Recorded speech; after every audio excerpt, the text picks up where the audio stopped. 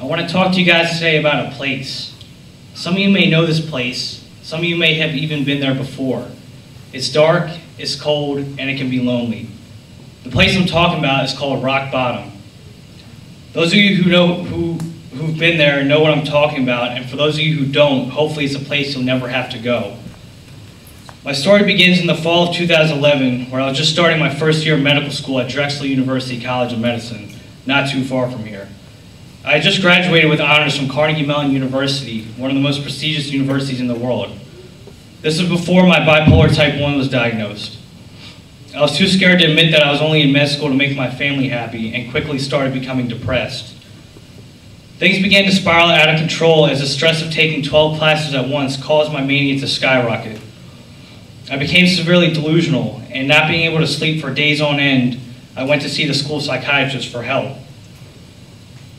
She ended up prescribing antidepressants because she only saw the depressive side of my mood, and while this helped get rid of my depression, it ended up swinging me to an even higher manic state. I was failing all my classes, skipping exams, not leaving my apartment for days because of paranoid delusions. When I did leave my apartment, it was to either buy alcohol from down at the corner store or marijuana from a drug dealer down the street to help me sleep. That or go to the casino to gamble my parents' money away. I even went out and impulsively got a tattoo without thinking about it. All this recklessness, I would later find out, was textbook manic behavior. Finally, after a period of 30 days of barely sleeping, I went through 4 days with no sleep whatsoever. It was at this time I entered a completely psychotic episode where first I attempted to dissect my own neck. This uncharacteristic behavior only became more unhinged as I then proceeded to purchase a firearm and attempt an armed robbery for which I was arrested. "So this is what rock bottom looks like," said one of the officers to his partner as they handcuffed me.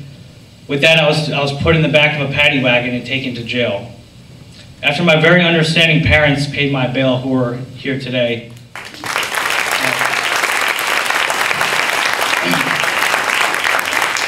they hired a criminal defense lawyer who, after nearly a year and a half of fighting the case, was able to get me a plea bargain for 23 months in county jail, followed by 10 years of probation. Being that armed robbery can carry a sentence of 5 to 10 years in upstate prison in the city of Philadelphia, I eagerly took the deal, ready to just move on with my life. Little did I know at that time, but that was actually the start of my recovery. Jail can be a terrifying place, especially for a 23-year-old former med student.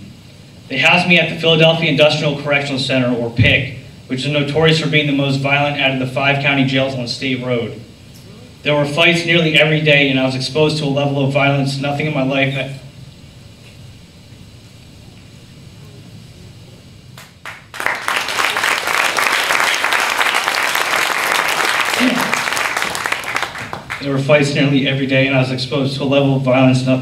had prepared me for.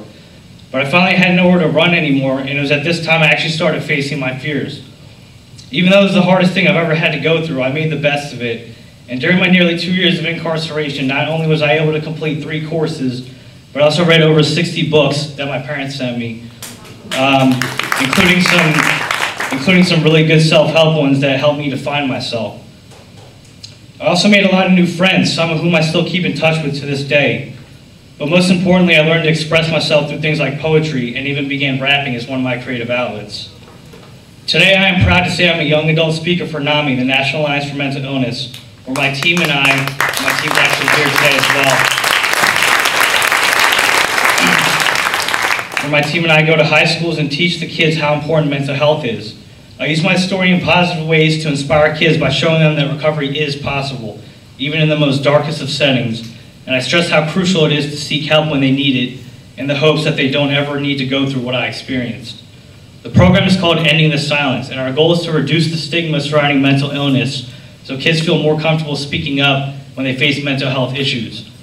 I'm also co-authoring a book where I go more in depth into my time in jail and explain many of the self-help tips which really helped me get through that difficult time. For my own mental health, I now see a therapist twice a week, in addition to taking the proper meds prescribed by my psychiatrist. Last, I continue to write poetry and songs, and even have a YouTube channel sharing some of my rap freestyles. One of the most important lessons I learned in jail that I like to leave the kids with is that all situations are inherently neutral, almost like a mirror. It is your attitude and how you choose to define the situation that determines the reflection you get in return.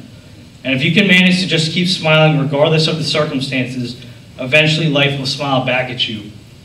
Maybe some of us have to hit rock bottom before we find ourselves, but regardless, I learned you can always bounce back.